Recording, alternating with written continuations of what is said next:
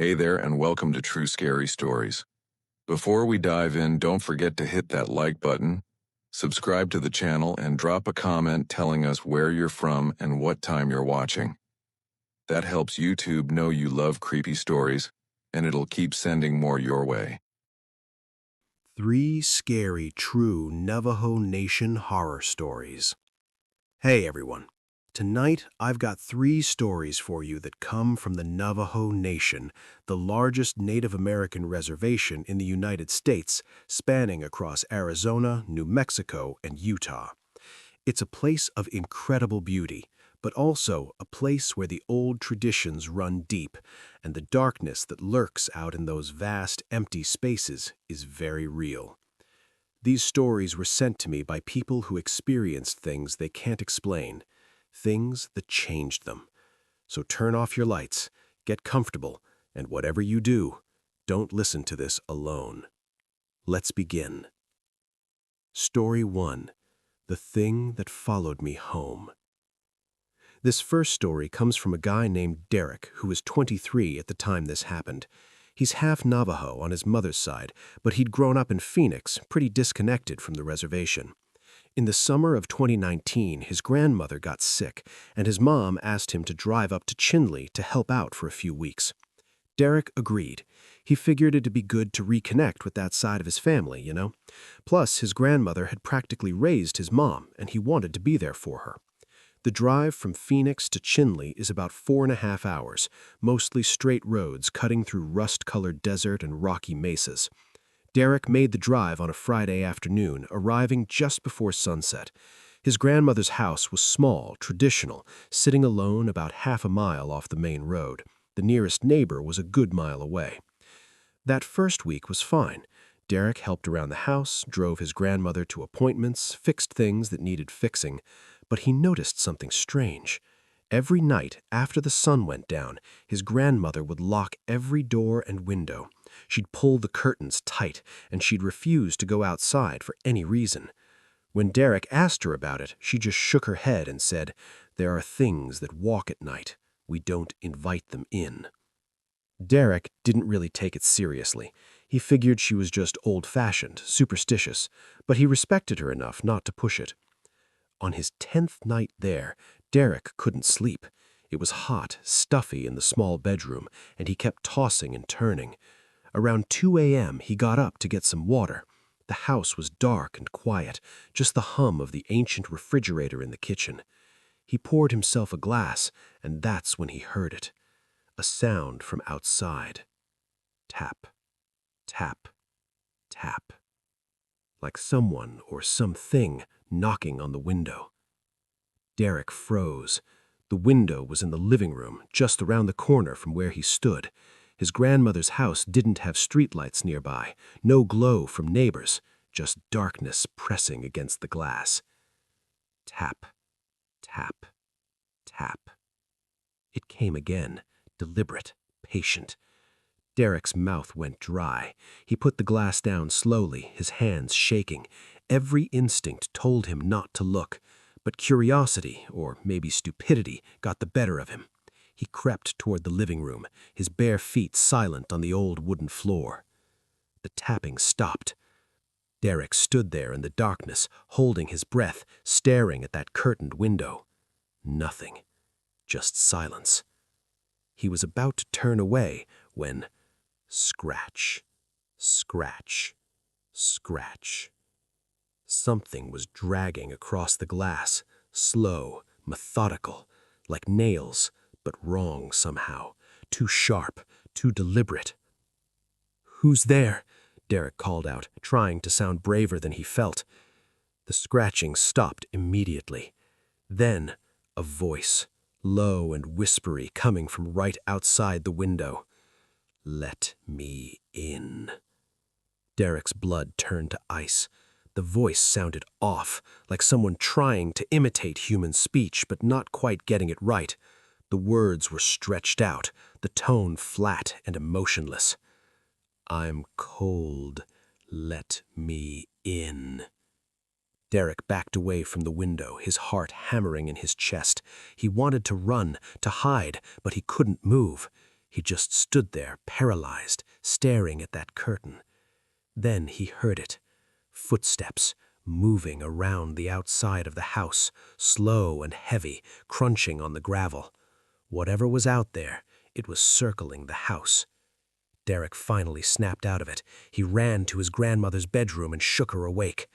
"Grandma, there's someone outside. They're trying to get in." His grandmother sat up immediately, fully alert.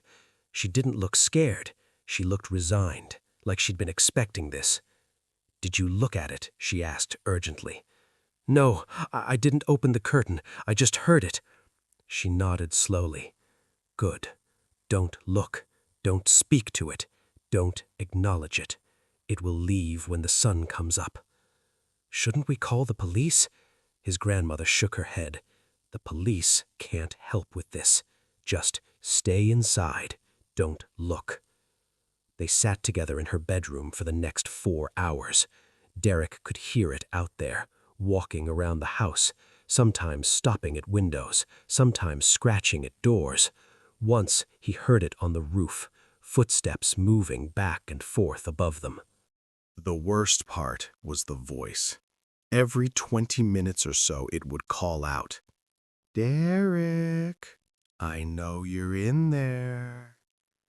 How did it know his name? "Come outside, Derek, just for a minute." The voice changed sometimes. Once it sounded like his mom, then like his childhood friend Tyler, then like his ex-girlfriend Jenna, but always with that same wrong quality, that uncanny, not quite human tone. His grandmother held his hand and whispered prayers in Navajo. Derek didn't understand the words, but they were comforting somehow, grounding. Finally, after what felt like an eternity, the first light of dawn started creeping through the curtains. The footsteps stopped. The voice went silent. Whatever had been circling the house was gone. Derek's grandmother got up and carefully opened the curtains. The sun was rising over the mesa, painting the desert in shades of orange and pink. Everything looked normal, peaceful.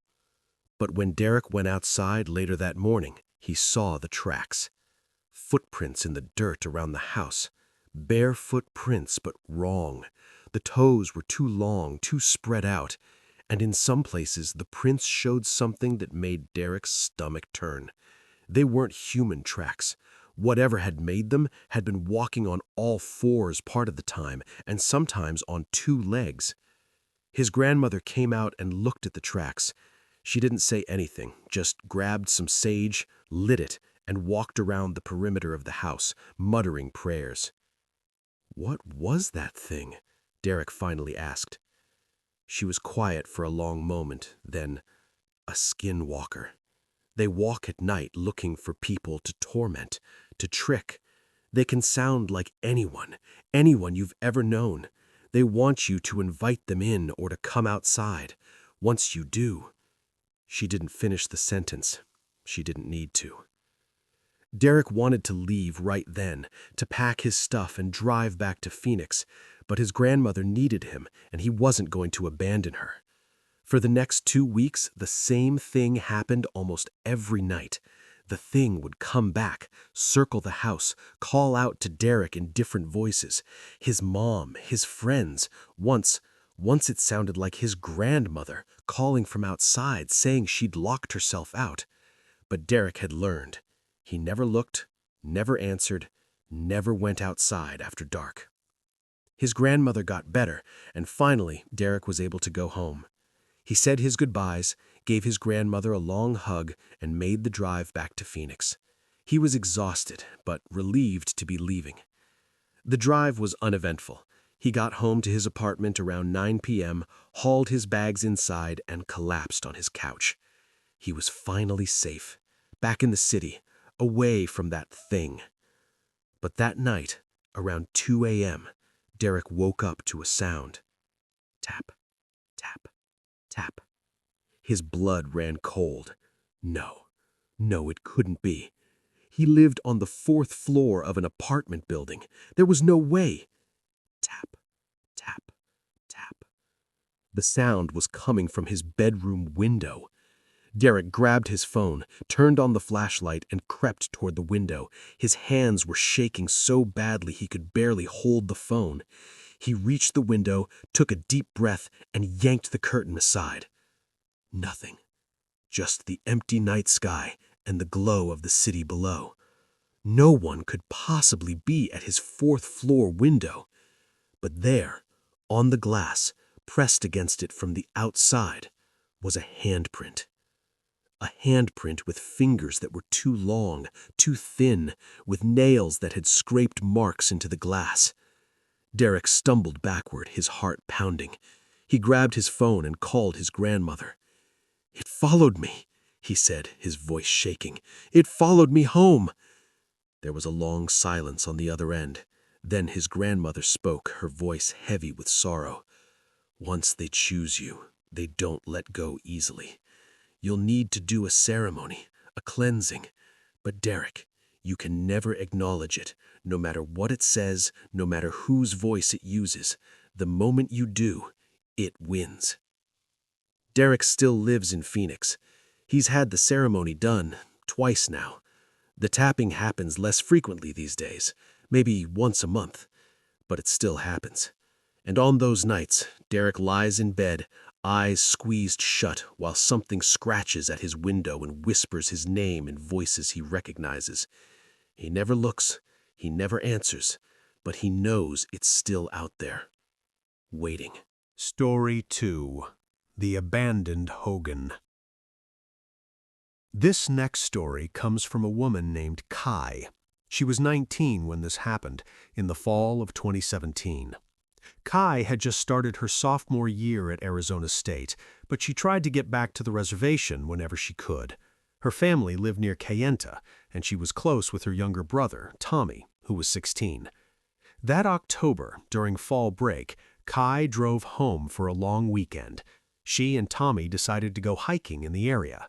There are some incredible trails out there, winding through red rock canyons and up to high mesas with views that stretch for miles. They set out early on a Saturday morning, packing water and snacks, planning to be back before dark. The trail they chose was one they'd hiked a dozen times before, a 6-mile loop that wasn't too strenuous but offered great views. The weather was perfect. Cool morning air, clear blue sky. They hiked and talked and took pictures. It felt good to be home, to spend time with her brother away from the stress of school. Around noon, they reached the highest point of the trail. From there, you could see for miles, layers of red and orange rock formations, sparse vegetation, and in the distance, the dark shape of Black Mesa. Tommy pulled out his binoculars, scanning the landscape. Then he stopped. "Hey, Kai, look at that." He handed her the binoculars and pointed to a spot about a quarter-mile off the trail. Kai adjusted the focus and saw it. A hogan, a traditional Navajo dwelling built from logs and earth with its characteristic hexagonal shape. But something was off about it. The structure looked old, abandoned. The entrance faced east, as it should, but the doorway was dark and empty. No door covering. And around it, nothing. No other structures, no sign of anyone living nearby. Just this solitary hogan sitting alone in a small canyon. "That's weird," Kai said. "I've never noticed that before." "Me neither," Tommy replied. "You think anyone lives there?" "Doesn't look like it. Looks like it's been empty for a while." They should have left it at that. They should have stayed on the trail and finished their hike. But Tommy was curious. "Let's check it out," he said. "Tommy, no. You know we're not supposed to go into abandoned hogans." "It's a Navajo tradition. When someone dies in a hogan, the structure is abandoned. A hole is knocked in the north wall to release the spirit, and the place is left alone. You don't go near it, you don't disturb it." But Tommy was insistent. "Come on, it's probably just an old storage hogan or something. It'll take 20 minutes, tops." Kai hesitated. She knew better. But Tommy was already making his way down the slope toward the hogan, and she didn't want him going alone. So she followed. The descent was steep and rocky. They had to be careful not to twist an ankle. As they got closer, Kai felt uneasy. The air seemed colder down in the canyon, heavier. The hogan loomed ahead of them, its dark doorway like an open mouth. They reached it and stopped outside. Up close, it was clear the structure had been abandoned for years. The logs were weathered and gray, some of them rotting. Grass and weeds grew around the base, and there, on the north side, a hole, deliberately broken through the wall. "Someone died here," Kai said quietly. "We should go." But Tommy was already stepping toward the entrance. "Just a quick look." Tommy seriously, but he was already inside. Kai cursed under her breath and followed him in. The interior was dim, lit only by the light coming through the doorway and the hole in the north wall. It smelled bad, musty and rotten and wrong. The hogan was mostly empty, a few old blankets in one corner, moth-eaten and filthy, some broken pottery, a rusted coffee can. Signs that someone had lived here once, a long time ago. "See? Nothing scary," Tommy said, but his voice was quieter now, less confident. That's when Kai noticed the marks on the walls. Scratches, deep gouges in the wood, running in long parallel lines, too high to be from an animal, and too deliberate. "Tommy, look at this." He came over, and they both stared at the scratches. They covered one whole section of the wall, clustered around the area near the hole, like someone or something had been clawing at the wall, trying to get out. "Okay, this is creepy," Tommy admitted. "Let's go." They turned to leave, and that's when they heard it. A sound from deeper in the hogan, from the shadows in the back corner. Breathing. Slow, raspy breaths, in and out, in and out. Kai's heart stopped. There was something in here with them. "Go," she whispered. "Go, go, go!" They bolted for the doorway, stumbling over each other in their panic. Kai burst out into the sunlight, Tommy right behind her.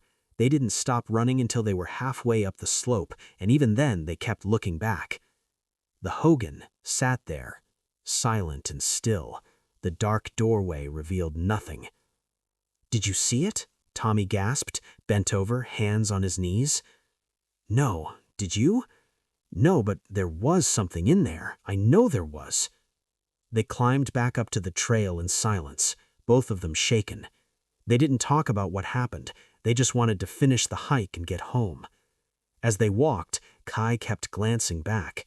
She couldn't shake the feeling that they were being watched, that something had followed them out of that hogan. They made it back to the trailhead just as the sun was starting to set, painting the sky in shades of red and purple. They drove home, and Kai tried to put the whole thing out of her mind. But that night, she had a dream. She was back at the hogan, standing outside, staring at that dark doorway. And from inside, she heard a voice calling her name. "Kai, come back." She wanted to run, but her legs wouldn't move. The voice called again, and this time, a figure appeared in the doorway. A shape, tall and thin, with limbs that were too long. Its face was in shadow, but she could see its eyes, pale and glowing in the darkness. "You came into my home. Now I'll come into yours." Kai woke up gasping, drenched in sweat. Her room was dark and cold. She fumbled for the lamp and turned it on, flooding the room with light. Everything looked normal, just her childhood bedroom, posters on the walls, stuffed animals on the shelf, but she couldn't shake the feeling of dread that had settled in her chest. She grabbed her phone, 3:47 a.m. A text from Tommy, sent just 2 minutes ago. "Are you awake?" She called him immediately. He answered on the first ring. "Did you have a dream?" he asked, his voice tight with fear. "Yes, about the hogan." "Me too. Kai, I think we brought something back." For the rest of the weekend, they both experienced the same thing. nightmares about the Hogan, about the thing inside, and during the day, they'd catch glimpses of something, a shadow moving in their peripheral vision, the feeling of being watched. Their mom noticed something was wrong. She sat them down and made them tell her what happened. When they finished, she was quiet for a long time. Then she picked up the phone and called their grandfather. He came over that night. He's a medicine man, traditional, someone who knows the old ways. He listened to their story, and then he performed a ceremony. He burned sage and cedar. He sang prayers in Navajo. He blessed them both, marking their foreheads with corn pollen. When he was done, he looked at them seriously. "You disturbed a place of death. The spirit there, it was angry, trapped. When you entered its home, you gave it a connection to you. But this ceremony will sever that connection. You should be safe now." "Should be?" Kai asked. Her grandfather's expression was grim. "If the spirit is strong enough, if it truly wants to follow you, the protection won't last forever. You'll need to be careful. Don't speak of it, don't think about it, and never, ever go back to that place." Kai went back to Phoenix the next day. The nightmares stopped. The feeling of being watched faded. She threw herself into her studies, trying to forget the whole thing. But sometimes, late at night, she'll wake up for no reason. And in that moment between sleep and waking, she'll hear it. Breathing. Slow and raspy, coming from the corner of her room.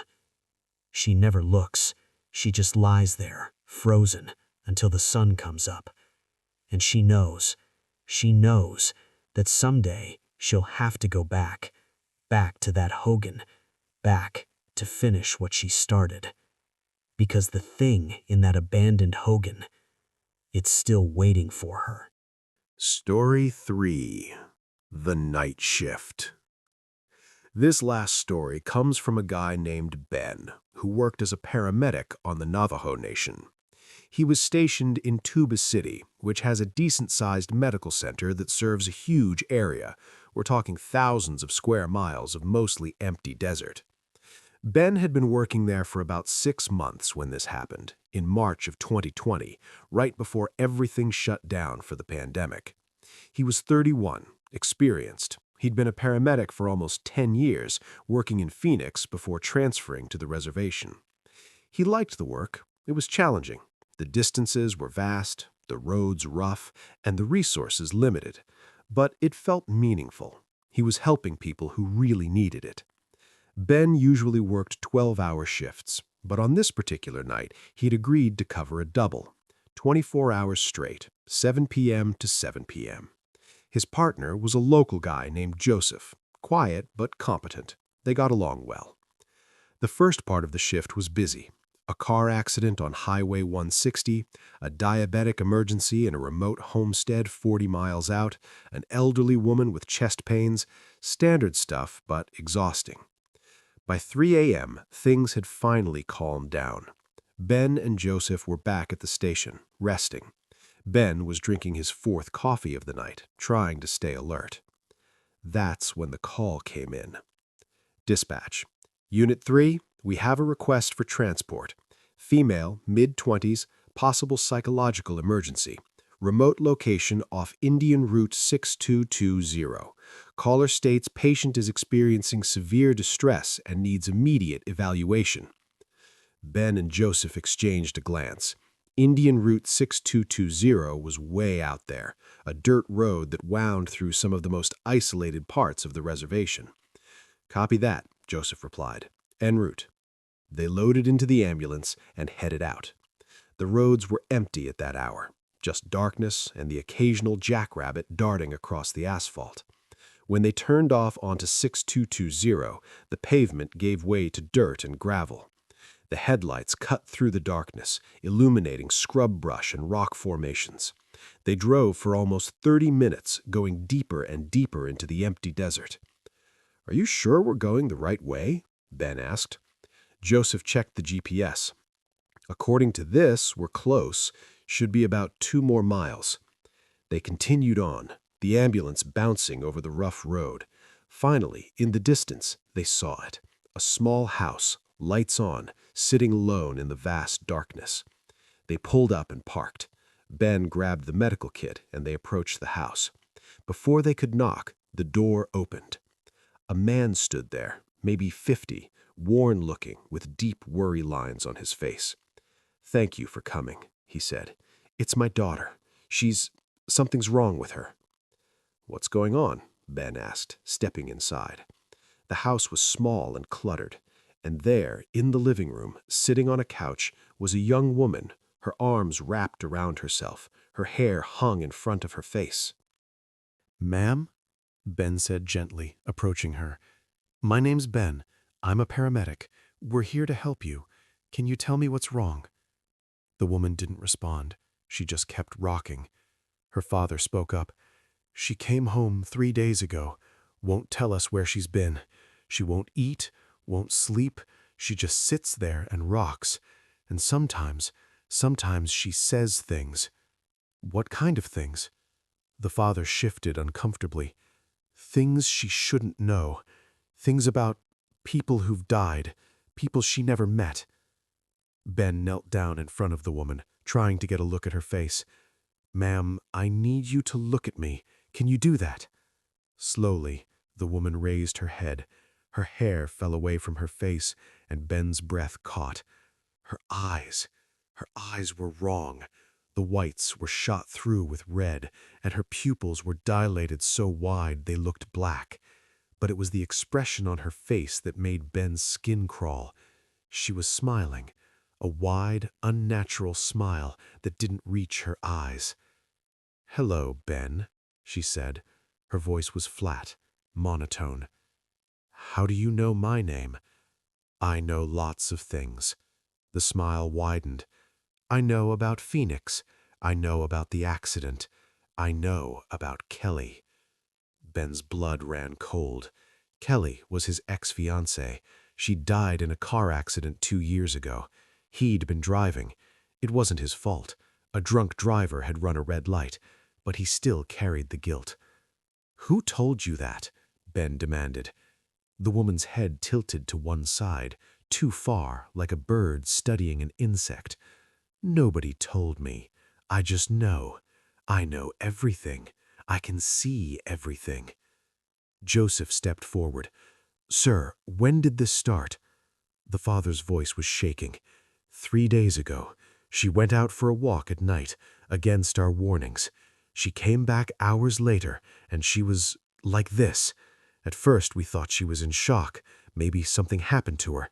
But then she started talking, saying impossible things. And her eyes, they used to be brown. Now look at them." Ben looked closer. The father was right. Despite the bloodshot appearance, the irises were now a pale, milky gray. "We need to transport her. Get her to the hospital for evaluation." "I'm not going anywhere," the woman said, still smiling. "I like it here. It's warm, comfortable." "Ma'am, we really think you need medical attention." The woman's smile vanished. Her expression went cold and hard. "I said I'm not going." The temperature in the room seemed to drop. Ben saw his breath fog in the air. Joseph saw it too, his hand instinctively moving to the crucifix he wore around his neck. The woman stood up slowly. She moved wrong, her joints bending at slightly incorrect angles, her movements jerky and disjointed. "You should leave before I make you stay." Her father stepped back, fear plain on his face. "Please, just go. I shouldn't have called. This was a mistake." "Sir, we can't just leave her." "Go!" the father shouted, "before something bad happens." The lights flickered, once, twice, then went out completely, plunging the house into darkness. Ben fumbled for his flashlight, clicking it on. The beam swept across the room, and he saw her. The woman was standing right in front of him, impossibly close. He hadn't heard her move. Her face was inches from his, that horrible smile back in place. "Kelly says hello," she whispered. Ben stumbled backward, his heart hammering. Joseph grabbed his arm. "We need to go, now." They ran, out of the house, across the yard, to the ambulance. Ben's hands were shaking so hard he could barely get the keys in the ignition. He started the engine and floored it, the ambulance fishtailing on the dirt road as they sped away. They didn't speak for the entire drive back. Ben's mind was reeling. What the hell had they just encountered? When they got back to the station, Joseph finally broke the silence. "That wasn't a psychiatric emergency," he said quietly. "Then what was it?" Joseph looked at him seriously. "You're not from here, so you might not understand, but there are things on the reservation. Old things, dark things. Some people, they go looking for power in the wrong places. They perform rituals, make deals, and sometimes something comes back with them, something that wasn't invited." "You're saying she was possessed?"